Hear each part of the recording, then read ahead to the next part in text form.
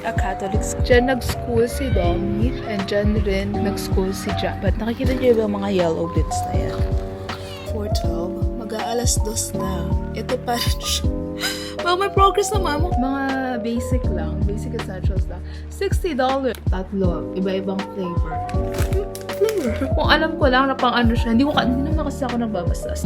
Matagal na to sa akin, pero I just don't reach out for it. Nakita ko sa inyo, quick Blenheim tour. That is a Catholic school, and that is a Catholic church. Yan, that complex. So that is a Catholic church. And then yung katabi niya, ito, that is a Catholic school. Yung katabi niyan, itong complex na to, ito naman ay Marlborough Boys. That is an all-boys school. That one. Ayan. Hindi ko na i-zoom in yung school kasi may mga batang naglalaro. Anyway, yeah, that is the Marlborough Boys. Diyan, nag-aral si Dom at si Jack. At sa Catholic school, they only do up to year 8. Year 9, kailangan mo na pumunta ng college. Like, diyan, sa Marlborough Boys. Or homeschool ka. Yun yung mga options. Diyan nag-school si Domi and diyan rin nag-school si Jack. Tinapos nila both year 13. Dito kasi guys, may option na pag 16 ka, pwede ka, parang bahala ka na sa buhay mo. You can work na kasi by 16. May mga option na do a qualification, then drop school. May iba kasing option dito na yung bata, tinitake advantage yun kasi ayaw nila mag-school. Well, may mga reason naman. Yung iba na bully, yung iba talaga magtrabaho na kagad or bad yung environment nila, ganun. They have reasons. And yung iba, like, school is not for them. Para sa atin yan, pag sa Pilipinas yan, no way. Para pag sa Pilipinas, kasi parang kailangan makapagtapos ka ng college at least para respetuhin ka. Pero dito sa New Zealand, parang normal lang kahit hindi ka nakapag-uni, kahit qualification ka lang, or kahit yung wala kang qualification, okay lang. May trabaho ka pa rin. But ito yung Marlborough Boys. Ayan. Diba? Pag makikita nyo, it means yung nasa taas na yan, yung malaking font. That is a Maori word. And then, ibig sabihin ng technology. Same as this. Ayan. Kaya kung kita nyo. Oh guys, ito pala yung Ministry of Education namin. Or like Blenheim. Ganyan, Marlborough. Sabi ang liit lang.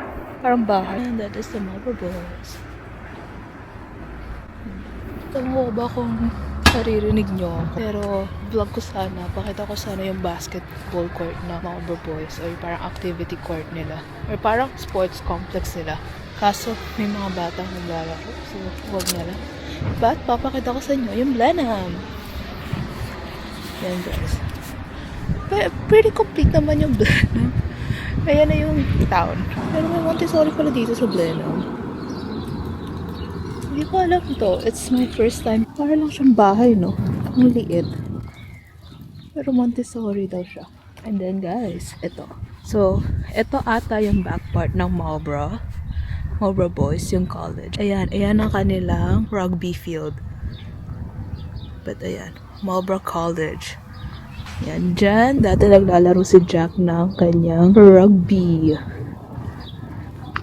So, ayan siya. Ano na kanilang football / footy / rugby, kung ano man tawag dyan. Ayun ang kanilang field. In fairness, maganda-ganda na yung field nila. Parang dati, ang daming putek, ang daming hole, and ang daming stone dyan. But, ganyan. Gusto nyo ng sponsorship.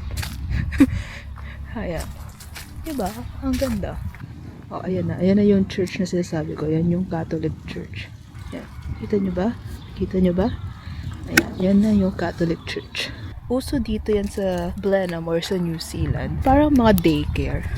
Early childhood education. Kasi after mga anak, kailangan mo na magtaguyod. Kailangan mo na magtaguyod. Uso dito yung both parents are working. Hence, ganyan. So, malay mo, both parents sila ay doctor or both parents sila ay on-demand job or mga both businessman managing something. Kasi uso dito yung mga may household yaya. Per oras yung bayan. Minimum is $25, $26 per hour. Minimum wage dito. So, if you're gonna get a nanny, per oras ang bayad. Wala yung mga stay-in. Pero tayo sa corn, pag nililetso nyo yan, Yan, town na yan. Pero hindi tayo pupunta ng town. And look at that, guys. Mr. Sun is shining. Town. Parang mas malaki pa yung Mega Mall sa mismong town namin. Ganun yung kanyang atake. Yan. Ito na ang aming Catholic Church. Kanina nandun tayo sa other side of Catholic Church. Umikot tayo. And ayan na siya. Kailan yung mga ano dito? Sunday Masses. 10 o'clock in the morning. Isa lang ang mass nila dito every Sunday. Sa Pilipinas kasi parang dalawa sa umaga, then dalawa rin sa gabi. But ayan, I think nagre-renovate sila. Sa likod ata nito, Catholic school. Okay, hindi ko na siya i-vlog kasi may mga batang naglalaro. Guys, nakaikot na tayo at nakatawid na tayo. But nakikita niyo ba mga yellow bins na yan? Pati ayun, yun nandoon. Okay, ibig sabihin yan, it's a rubbish collection. Every week, kinokolekta yung mga basura dito. Alternate siya. First week is yellow or yung recycling. Then the next week, red o yung mismong general waste, yung mapupunta sa landfill. Ganyan. Meron silang system. So, systematize. Body of knowledge based on facts. Shut up. But anyway, yun lang yung medyo na-amaze ako ng konti. Na, di ko alam kung rinig nyo ba yung hingal ko. Pero ang hirap pala magsalita habang naglalakad at nagbablog. So, very systematized or very organized, I would say, yung collection ng basura dito sa place ko. Or I think sa buong New Zealand. Like, each zone, meron silang allocated day of the week kung saan magko-collect sila ng rubbish or ng recycling. Previous na bahay ko, pick up is every Tuesday. Nung lumipat kami dito sa Blenheim, every Monday na, so different zone. So, pag pumunta ka sa ibang zone ng Blenheim, Wednesday yung pick up, for sure, each day of the week, or every week, laging may nagko-collect. Well, yung na-realize ko kasi nung nasa Pilipinas ako, or ko alam, mga medyo lang talaga ako, out of touch nung nasa Pilipinas ako, wala akong pakialam sa paligid ko. Yeah, bata pa ako. Ko alam kung kailan yung collection, parang usually every Sunday. Then, notice ko na, next Sunday, wala nang connection. So, parang kung kailan lang nila ma-feel. Pero kada Pasko, lagi every week or every 3 days ang collection. I don't know why. Siguro sabi ng tatay ko na daw yun. Naghihingi na pamasko kaya medyo masipag sila magtrabaho. Ganong level. Sabi ko, grabe naman. So guys, kasama yun sa council or sa tax na binabayaran namin ang rubbish collection. So dito, kapag hindi na kolekta yung basura, questioning ka naman. Ako rin pala sa inyo, dumaan dito yung kaibigan ko last week. And ito ang regalo niya. Uy, wow. Grabe naman. Diba? Isang kamay. Wow! And my card. Pa-card. Thank you! Thank you, Jaislyn. Unbox natin siya. I think this one is a bracelet. Ayan yung itsura niya, guys. Wow! Thank you! Thank you so much, Jaislyn. Tanggalin na natin siya sa kanyang box. Para magamit na natin siya. Okay. Yeah. Ito siya. Thank you. Parang kapag may pagka-rose pink. Kapag sa person. Ewan ko kung kita sa camera. Ito siya. Very nice. Ang tagal niya mag-upload. Kanina ko pa tinatry i-export yung file 412. Mag-aalas 2 na. Ito pa rin siya. Well, may progress naman. Mukhang may progress naman. Pero, ganyan pa siguro kapag 4K lahat. Diyos ko, Lord. Ang tagal. And then, yung pusa. Fancy with me. Hi, Fancy! Of course, di siya masaya. Lagi siyang hindi masaya. Hello, guys! Welcome to my vlog. It's Monday and late ko na nasimulan tong vlog na to dahil namumblema ako dito sa vlog na i-upload ko today. Usually, or most of the time, ready na siya i-upload. But nung tinatry ko siyang i-upload, parang walang nangyayari. Yung pinakita ko sa inyo kanina, parang kanina pa siya ganun. Since 10 o'clock or since 12 o'clock, the latest. And 2 o'clock na, wala pa rin nangyayari. And nakikita nyo ba yan? Breakout malala tayo. Ito, magaling na. Nag-pop na siya kagabi. And ito, It's taking its sweet time. Inulit ko siya, guys. Like, inulit ko siya. Maybe siguro naka 4K siya, tapos yung haba niya is 22 minutes and 40 seconds. Does it matter? Babalitaan ko kayo kung anong update dito sa video na to. And hopefully talaga may ma-upload ako tonight. Sabi ko pa naman sa nanay ko, tsaka sa kapatid ko, meron akong upload tonight. Nag-delete na ako ng files, nag-move na ako dito sa sa hard drive. Pero, yeah, balit na ako kayo. Mag-workout muna ako. I was meant to go to the gym, pero parang ayokong pumunta ng gym. Nakakatamad kasi. Dapat nga pupunta ako ng supermarket kasi that's usually my Monday or Monday agenda. Pero kahapon hindi ako umalis. No, actually umalis kami. Pero hindi naman ako pumunta ng supermarket kasi napaka-busy sa supermarket. Hanap na kami ng parking. Wala kami mahanap na parking and ang daming taong pumupunta because it's a Sunday. And then dapat ngayon mag-grocery ako. Pero tinatamad talaga ako. Kung nasabi ko man sa previous vlog ko na sobrang therapeutic mag-grocery mag-isa, right now or recently, I find it overstimulating. Sobrang na-overstimulate ako. And then, lalo na sa checkout kasi, magbabayad ka and yung mga bilihin dito, hindi joke. Parang kahapon, nag-quick grocery run lang si Jack for the two of us. So, bumili na siya ng itlog. Bumili siya ng itlog, bumili siya ng ginger, bumili siya ng, what else, ng toothpaste. And then, ano bang binili niya kahapon? Pero yung mga mga basic essentials lang. $60. Pero less than 10 items yun $60 na. So, I was like, what the hell? But to be fair, medyo picky kami sa toothpaste na gusto namin. Medyo mahal yung toothpaste na yun. Like, $20 yung toothpaste na yun. Almost $20. Yun yung Optic White na Colgate. Yun yung toothpaste namin. Grabe, nakakaloka. Anyway, it is what it is. So, mag-workout na ako. Okay guys, kakatapos lang ng workout natin and kita nyo naman mukha na akong bruha. But, kunin na natin yung sampay natin. Malamig na guys ha. Temperature at the moment is 17. The highest, which is today.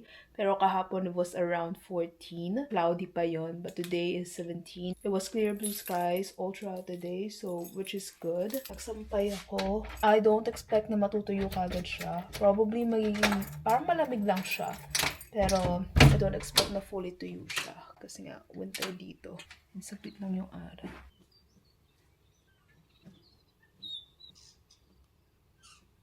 Dahil hindi pa siya ganun katuyo, medyo damp pa siya or medyo malamig pa siya, ilalagay ko siya sa dryer. I'm gonna run through this one in the dryer.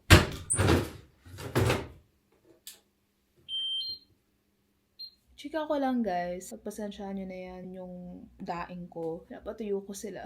Malapit na matapos yung course ko. I'm like so close. Parang less than 3 weeks tapos na yung course ko. Gano'n, parang umay na ako gawin yung course ko. You know what, that's okay. I'm gonna push through. Kasi itong course na to, hadlang talaga to eh. Ito talagang humahadlang sa akin. Kaya, once a week yung upload natin. Guys, wala akong choice. Once a week lang talaga yung upload ko. Kasi, nandito ako sa Blenheim. And walang gagawin sa Blenheim. Wala talaga magagawa dito sa Blenheim. At kahit tanungin nyo pa yung mga taga Blenheim na Pinoy na kilala nyo, wala talaga magagawa dito sa Blenheim. Actually, gusto ko dito sa Blenheim. Masaya naman dito sa Blenheim. Me gaslighting myself. Okay naman dito. I think gusto ko yung very slow life. But it's, you know what? It's okay. It's okay. It's fine. And by the way guys, na-upload ko siya. Na-upload ko yung video na ang tagal-tagal mag-edit. Ang tagal-tagal mag-export. Like kanina ko pang 12 o'clock ginagawa yan. Mag-aalas 4 na. Wait, alas 4 ba is 4? 1, 2, 3, 4. Oh, mag-aalas Kala nyo, mag-alas 4 na. And, yun, ngayon ko palang na-upload. But that is okay. Tapos na yan. Guys, so nagta-transfer na pala ako ng mga previous vlogs ko na na-save ko dito sa hard drive. SD card. Sa hard drive na nabili natin. Matapos natin siya i-transfer sa hard drive, i-delete na kagad natin siya para makapag-edit tayo ng another one. Kasi guys, natatakot ako baka maghingalo naman tong tong laptop ko. Please, one demon at a time. Guys, nakikita nyo ba yan? Ewan ko kung halata sa camera pero wala yung filter. Like, look at that. Very foggy, misty, or kung ano man. Grabe. Yun lang, share ko lang. Dito sa puno. Lexi. Ayan yung puno namin. Ito. Tapos yung puno sa likod. Diba? Very misty.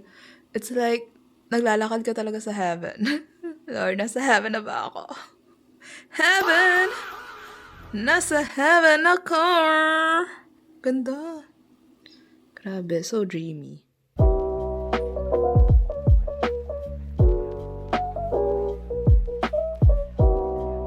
Update. Mas gumagana to kesa sa Centella. Pakita ko sa inyo. See guys, hindi ko man lang nakalahati. But this one works well with my acne marks. Compared dito. This one only gives a glow, but this one gives the glow and at the same time helps with my acne marks. So, when yung acne marks ko, it's not as bad. Ano na to? Like last time, napaka-dark niyan. And then just keep on applying this product and it actually works. So, yeah.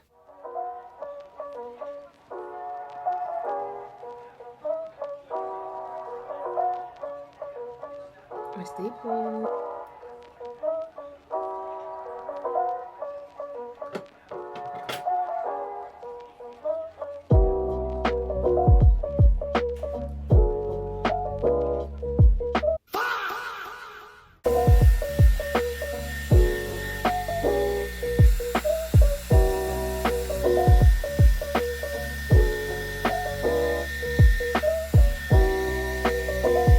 Kita niyo naman.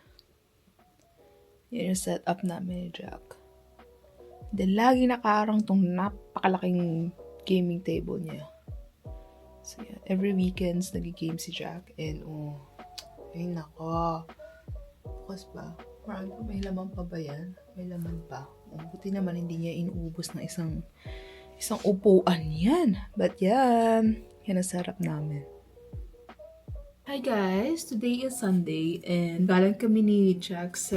Actually, marami kami pinuntahan. Pumunta kami ng supermarket, pumunta kami ng warehouse, at pumunta rin kami ng Briscoes. Yung sa supermarket, hindi ko na i-haul yung mga pinamili namin kasi most of them are like frozen. So, nag-put away na siya ni Jack. But bumili ako na to sa Briscoes. Bumili ako ng duvet cover kasi... Yan yung duvet cover. Bumili rin kami nitong shower curtain kasi yung shower curtain namin parang naglilimahid na. Yun, parang ang dumi-dumi na niya tignan. So, bumili kami nito. Meron naman kaming spare. Binigyan kami ng spare nung nana ni Jack. But the thing is, bitten.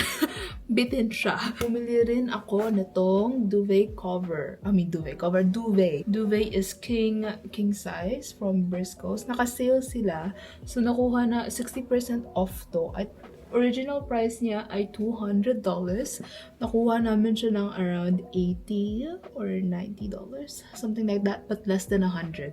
So that is a good deal. Ang binili namin ay king kasi queen yung bed namin. And gusto ko medyo mahaba yung kumot ko compared dun sa mismong bed kasi nag-aagawan kami ng kumot. And then, ito yung kanyang cover which is... Yan, yung kanyang duvet cover, king din. Alangan namang queen. And then, bumili rin pala ako ng 3 disinfectant wipes. Like, ako na talaga. 3, iba-ibang flavor. Nabili namin to sa supermarket, Countdown. Sa Woolworths ko lang kasi ito nakikita or nabibili. So, bumili na kami ng 3. Meron silang bagong scent or bagong flavor. Ang hilig sa flavor. Ito, yung floral. Bumili na kami nito. Apple. And then yung lemon. So, yun lang. Nakalimutan ko ipakita. Bumili rin pala ako nito. This is the Brita water filter para sa aming jug. And then, sa supermarket, bumili rin pala ako nito. Nakita ko siya. Akala ko, siya, laundry, yung sa drying sheets. Pero, laundry detergent pala siya. So, ilalagay ko siya. Parang it will act as soap. Kung alam ko lang na pang siya, hindi naman kasi ako nagbabasa, sis. So, kung alam ko lang na detergent sheets siya, hindi ko siya pinili. Pero, wala. Nabili na natin. So, try natin. $8 lang naman to. Yeah, so akala ko drying sheet siya. Hindi pala. Detergent pala siya. O, kaloka. But that's okay. We'll try this one for our next load. Yan. So, yun na yung itsura yung bagong corner. Yun na yung itsura ng corner. Dati, itong, what's that one? Itong mirror na to, kung naaalala nyo, nandyan siya lagi.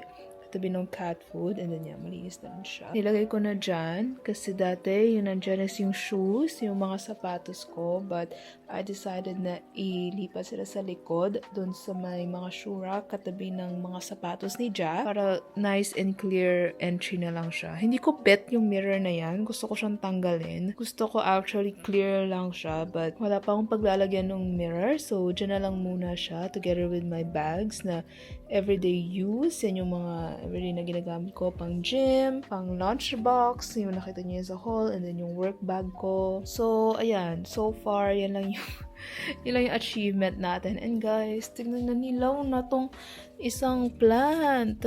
Gusto ko siya tanggalin, pero hindi ko alam kung paano siya tatanggalin. I should probably ask Google how to do it, or comment down below kung may ganito rin kayong instances.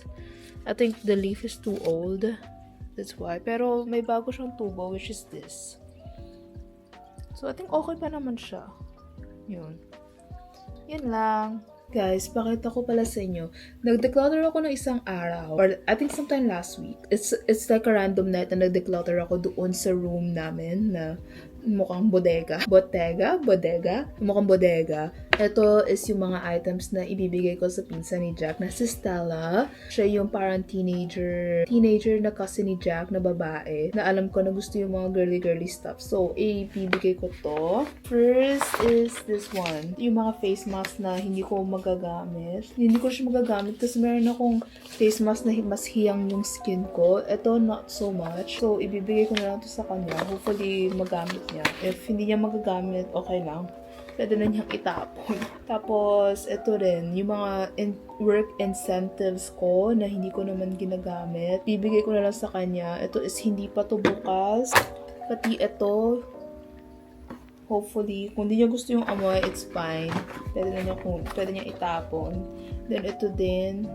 Ito is, guys, 100% hindi ko pa nagagamit. Like, binuksan ko lang yung cap para amuyin, pero hindi ko pa talaga nagagamit. Then, ito rin, hindi hiyang yung mga ganitong lip peptide sa akin. Then, ito rin, work incentives rin to. Tanggal ko na yung cap. Wala na kung nasan yung cap. And then, ito din. Itong perfume na to, mga freebies lang to sa work. Pero hindi ko na siya nagagamit. And then, hindi ko naman bet yung amoy. So, might as well just give it to her. Dahil, hindi ko na siya nagagamit. Tingnan nyo naman. Matagal na to sa akin, pero I just don't reach out for it. And then, parang 2 taon ko na siyang hindi ginagamit. So, sa kanya lang, if bet niya, good. If hindi niya gusto, then, pamigay na lang niya rin, diba? Kasi naman, itapon ko, sila na lang magtapon for me. Kung hindi nila magagamit. Pero, kung magagamit niya, that's good. If hindi, it's fine. So, yun lang. I think marami pa, kasi hindi pa naman ako tapos mag-declutter. I'll see how I go, kung madadagdagan ko pa siya or not. But, so far, ibibigay ko na to sa kanya. Ito pala, guys, mag-expire na to not really next month. So, sometime in July. Obviously, hindi ko talaga siya magagamit. 100% sure na hindi ko siya magagamit. Yeah. It's mini bag. Para sa kanya. Nagbigay rin ako sa kanya last na nag-declutter ako. But that was ages ago. Like, last year pa. Nag-declutter rin ako. And then, medyo marami yung items na declutter ko, and then binigay ko rin sa kanya. Nagustuhan naman niya. So, hopefully, magamit niya. If not, it's okay. Update. Pumili pala kami ng robot vacuum. Parang like 3 months ago. And ito na siya. It's been really helpful. Lalo na maliit lang yung bahay namin. And then wala na kaming secant floor. Ang ganda niya, guys. Kapag wala kami ni Jack or kapag nasa trabaho kami, gana lang siya. And then, hindi naman siya nakakakuha ng masyadong electricity. So, yeah, very useful siya sa amin ni Jack. Galit na galit nga lang yung pusa ko dyan. Oh, diba? Abangers na naman! Awain mo! And guys, oh, ayan ang daing namin.